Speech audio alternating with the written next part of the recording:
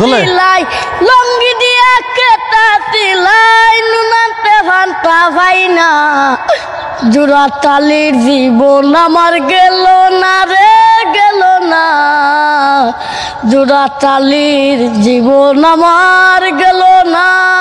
প্রিয় দর্শক, এই সেই ঘর যেই ঘরে বসবাস করে 8 বছরের শিশু শিল্পী ইকবাল, যে কিনা ইতিমধ্যে গান করে সোশ্যাল মিডিয়াতে আলোড়ন সৃষ্টি করেছে। প্রিয় দর্শক, সেই ইকবালের বৃদ্ধ বাবা মার মুখে খাবার তুলে দেওয়ার জন্য ইকবাল দিন রাত ইটের ভাটাতে পরিশ্রম করে যাচ্ছে মাত্র 100 টাকার জন্য। প্রিয় দর্শক, দেখতে পাচ্ছেন তাদের ঘরের চাল দিয়ে কিন্তু ফুটো, এই ফুটো দিয়ে কিন্তু চাঁদের আলো দেখা যায়। প্রিয় দর্শক, চলুন দর্শক শ্রোতা কিভাবে ইকবাল তাদের মায়ের বাবার মুখে খাবার তুলে দেয় এ বিষয়ে বিস্তারিত তুলে ধরবো আজকের এই সম্পূর্ণ ভাইরাল ইকবাল।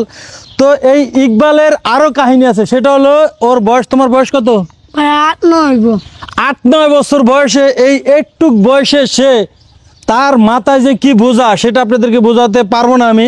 সে ইটের ভাটায় কাজ করে প্রতিদিন 100 টাকা ইনকাম করে। 100 টাকা ইনকাম করে তার এই যে বৃদ্ধ মা এবং বৃদ্ধ বাবা তাদেরকে আসলে সে লালন পালন করে। এই বয়সে আমরা দেখি আমাদের মতো যারা যুবক ছেলেরা আছে তারা কিন্তু বাবা মাকে আমরা ছুঁড়ে ফেলে দেই, বিয়ে করার পর বাবা মাকে ভুলে যাই। সে জায়গায় একটা নাবালক শিশু হয়ে কিন্তু সে তার বাবা মায়ের এই যে ভার সেটা কিন্তু নিয়েছে।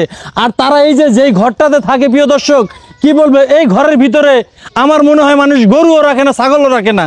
মানে কিভাবে রাখবে? যদি গরু ছাগল রাখে এই ঘরের ভিতরটা কিন্তু পানি পড়ে, তো পানি পড়লে কিন্তু আপনি আপনার গরু ছাগল শখের জিনিস সেটা কিন্তু আপনি সেই ঘরে রাখবেন না। কিন্তু দুঃখের বিষয় হচ্ছে তারা এই ঘরটার ভিতরে তারা 3টা লোক থাকে, 3টা না 4টা লোক থাকে।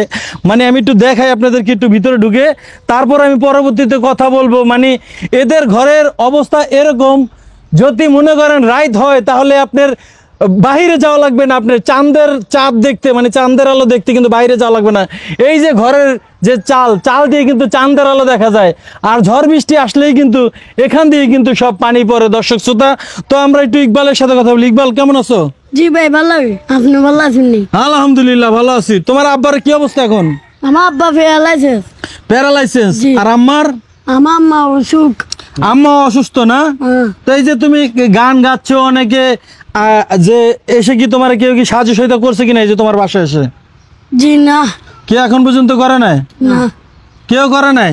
তো দর্শক, মূলত দেখেন আমরা এই ভিডিওটা করার উদ্দেশ্য হইলো, একদিকে হইলো গান, আর একদিকে হইলো যে ও যে গান করে ওর যে প্রতিভা আছে সেটা তুলে ধরতে চাই। আর ও যে একটা বাচ্চা মানুষ হয়ে এই যে ওর যে বৃদ্ধ মা বাবাকে যে ও লালন পালন করছে এটা কিন্তু আসলে একটা বিশাল ব্যাপার স্যাপার।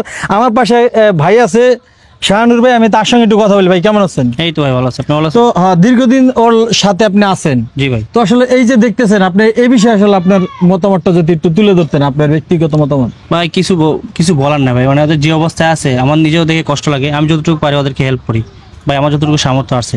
তো ইকবালে ভালো গান গাইতে পারে, ও মানে একটু সমস্যা আছে ওর ফ্যামিলির অবস্থা তো বুঝতে পারতেছেন। মাও অসুস্থ হয়েছে, ওনার মা অনেক অসুস্থ। তো আপনার ছেলে গান গাচ্ছে, আপনার কেমন লাগছে? ভালো লাগতেছে। আসলে আপনারা এই যে দেশ, আমরা যেটা জানি যে আগে যখন সরকার ছিল তারা কিন্তু গুচ্ছ গ্রাম বলতে যে ঘর আছে সেই ঘর দুয়ার কিন্তু দিত, মানে মানুষকে দিত। কিন্তু এরা এতটাই অসহায়, তাদের পাশে কিন্তু আসলে কেউ এসে দাঁড়ায় না।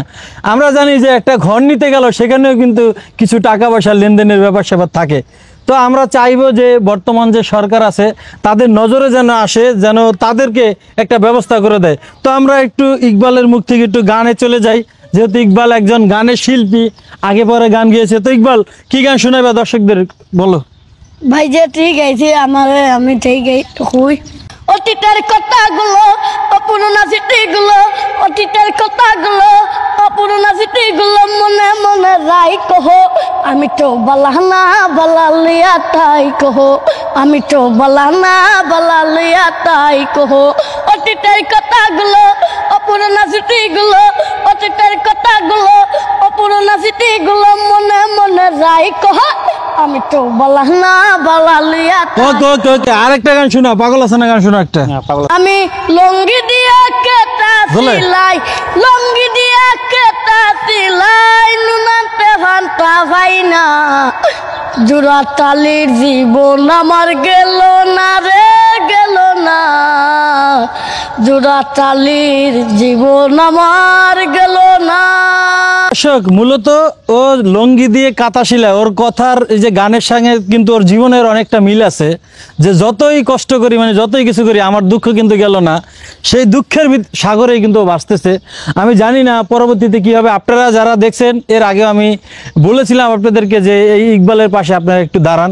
তো আজকেও আপনাদের কাছে অনুরোধ করব, আপনাদের সামর্থ্য অনুযায়ী যার যতটুকু পারেন, 100 পারেন, 500 পারেন, 200 পারেন, 50 পারেন, যতটুকু পারেন আপনারা এই ইকবালকে সাহায্য সহায়তা করতে পারেন। তো ভাই ওর তো নাম্বার নাই, এখন কি করবো বলেন তো? একটা নাম্বার দিয়ে দিন স্ক্রিনে, ওর নাম্বার একটা আছে, যোগাযোগ করতে পারবো, আর একটা বিকাশ নাম্বার আমি দিয়ে দেবো।